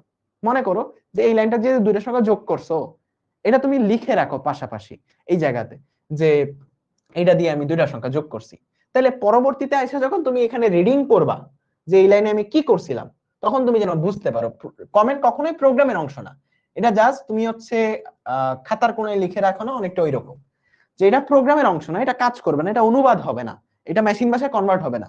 এটা জাস্ট যে প্রোগ্রামার সে তো 200 লাইনের কোড লিখতেছে, সো একটু পরে আইসা যেন সে বুঝতে পারে যে এই লাইনে কি লিখছিলা বা কি কাজ করছিলা, কারণ অনেক বড় কোড তুমি আসলে বুঝবা না যে কোন লাইনে কি করছো, ঠিক আছে? কোন লাইনে কি করছো। তার মানে কমেন্ট জিনিসটা কখনোই তোমার অনুবাদ হয় না। কমেন্ট জিনিসটা কখনোই তোমার অনুবাদক প্রোগ্রাম দিয়ে অনুবাদ হয় না, ঠিক আছে? ওকে, তারপর যে দুইটা জিনিস আছে, একটা হচ্ছে অপকোড আর অপারেন্ট। অপারেন্ট হচ্ছে যাদের উপর তুমি কাজ করো, যেমন এই যে 5 আর 6 এগুলো হচ্ছে আমার অপারেন্ট। আর অপকোড হচ্ছে যে অপারেশনটা হয়, অপকোড মানে অপারেশন কোড। ওকে, অপারেশন কোড, তার মানে যে কাজটা তুমি করবা, যে অপারেশনটা তুমি করবা, সেই অপারেশনটা হচ্ছে অপকোড, ঠিক আছে? সো এই যে অ্যাড, মাল্টিপ্লিকেশন এগুলাকে বলা হয় অ্যাসেম্বলি ভাষাতে অপকোড। সো এই জায়গাতে তেমন বেশি পড়ার দরকার নাই, কারণ এগুলো আমরা ইন ডিটেইলসে সি প্রোগ্রামিং এ পড়বো, সো এখন দরকার নাই, এই জিনিসগুলো পড়ারও দরকার নেই। সো একটা জাস্ট প্রোগ্রামের বিভিন্ন অংশের বিভিন্ন নাম আছে, এই নামগুলা তোমাদের বোঝাচ্ছি বা নামগুলা তোমাদের বলছি। যেমন অপকোডটা কি? Operation code. মনে করো যে তুমি 1 আর 2 যোগ করতেছো, এই জায়গাতে অপারেশন কোনটা আমাকে বলো তো? অপারেশনটা কোনটা? যোগটা হচ্ছে একটা অপারেশন, এক আর দুই তো নাম্বার, অপারেশনটা হচ্ছে যোগটা। এই যোগটাকে বলি আমরা অপারেশন কোড বা অপ কোড। এই যোগটা হচ্ছে অপারেশন কোড, আর যার উপরে এই অপারেশনটা হয় তারা হচ্ছে অপারেন্ট। তারা কি? তারা হচ্ছে অপারেন্ট। বুঝছো? তার মানে যেইটা অপারেশন ওইটা হচ্ছে অপ কোড, যাদের উপর অপারেশনটা হয় তারা হচ্ছে অপারেন্ট। এখন ক্লিয়ার? ঠিক আছে। সো আমাদের নাম্বার নিয়ে যেহেতু আমরা কাজ করি, সো অপকোড অপারেন্ট এই দুইটা জিনিস বুঝলাম। এখন বাকি জিনিসগুলো তেমন বেশি দরকার নেই, কারণ কমেন্ট তারপর লেভেল এগুলো আমরা আরো বিস্তারিত পড়বো সি প্রোগ্রাম যখন পড়বো। সো লাস্টের ক্লাসের শেষের দিকে চলে আসছি। এরপর আমাদের আছে হচ্ছে থার্ড জেনারেশন ল্যাঙ্গুয়েজ। সো এর আগে একটা জিনিস তোমাদের জাস্ট বলা, এটা হচ্ছে অ্যাপোলো 11 চাঁদে যাওয়ার যে মিশন মানুষের, ওই সময় তো আমাদের মডার্ন ল্যাঙ্গুয়েজ গুলো তখন তৈরি হয় নাই। চাঁদে মানুষ কবে গেছে? 1960-এর দশকে, মানে 60 থেকে 70-এর দশকে। তো তখন প্রোগ্রামিং ল্যাঙ্গুয়েজ বলতে ছিল অ্যাসেম্বলি ল্যাঙ্গুয়েজ, অন্য কোনো ল্যাঙ্গুয়েজ ছিল না। সো তারা অ্যাসেম্বলি ল্যাঙ্গুয়েজ দিয়ে চাঁদে পর্যন্ত চলে গেছে, লো লেভেল নিম্ন শ্রেণীর একটা ল্যাঙ্গুয়েজ দিয়ে। এটা ছিল এত বড় একটা কোড, যে চাঁদে যাওয়ার কোড। সো এই কোডটা আসলে রান হয়েছে মাত্র 2 কিলোবাইটের একটা র্যামে। এখন আমাদের মোবাইল ফোনেই থাকে 16 জিবি র্যাম, আর এটা 2 কিলোবাইটের একটা র্যামে, আর 36 কিলোবাইটের একটা মেমোরিতে। 36 কিলোবাইটের একটা মেমোরি দিয়া প্রসেস করে মানুষ চাঁদে চলে গেছে, আর তোমার ফোনেই 512 জিবি মেমোরি। বুঝছো? তারপর আসা হচ্ছে third generation language. Third generation language আমরা চেষ্টা থাকে কি আমাদের সুবিধাগুলাই আনা। সো এই জায়গাতে সবচেয়ে বড় সুবিধা যেটা, যন্ত্র নির্ভরতাটা কেটে গেছে। তার মানে এই জায়গাতে উচ্চ স্তরের ভাষা বা থার্ড জেনারেশন ল্যাঙ্গুয়েজে আমাদের আর যন্ত্র নির্ভর নাই। যন্ত্র নির্ভর নাই, যন্ত্র নির্ভরতা সমস্যাটা চলে গেছে। বাকি সমস্যাগুলো কিন্তু আছে, যে অনুবাদক প্রোগ্রামের প্রয়োজন হয়, সময় বেশি লাগে এক্সিকিউট হইতে, তারপর মেমোরি বেশি খরচ হয়, এইগুলো তো সমস্যা আছে। যেহেতু অনুবাদক প্রোগ্রাম লাগলেই এই বাকি দুইটা সমস্যা বোনাস হিসেবে চলে আসে, যে অনুবাদক প্রোগ্রাম লাগতেছে মানে কম্পিউটারের সাথে সরাসরি যোগাযোগ করা সম্ভব না, সময় বেশি লাগে এক্সিকিউট হইতে, তারপর মেমোরি বেশি খরচ হয়। সো এগুলো আসলে বোনাস, তুমি নিজে থেকে লিখতে পারবা। আর সুবিধা কি? সহজে লেখা যায়, সহজে ভুল খোঁজা যায়, তাই না? কম্পিউটারের অভ্যন্তরীণ সম্পর্কে কোনো ধারণা থাকতে হয় না। তার মানে যন্ত্র নির্ভর না, যন্ত্র নির্ভর নয়। সো থার্ড জেনারেশন ল্যাঙ্গুয়েজ থেকে তেমন কিছু আসে না, তেমন কিছু তোমার দরকারও নাই। ঠিক আছে? এই জিনিসগুলো তুমি নিজে থেকে লিখতে পারবা। ফোর্থ জেনারেশন ল্যাঙ্গুয়েজের জন্য তোমার উচ্চ শ্রেণীর ভাষার সুবিধাগুলো তো আমরা বললাম, সহজে লেখা যায়, সহজে বোঝা যায়, সহজে ভুল খুঁজে বের করা যায়। অসুবিধাগুলো কি? মেমোরি বেশি প্রয়োজন হয়, সরাসরি যোগাযোগ সম্ভব না, তারপর এগুলা সময় বেশি লাগে এক্সিকিউট হইতে।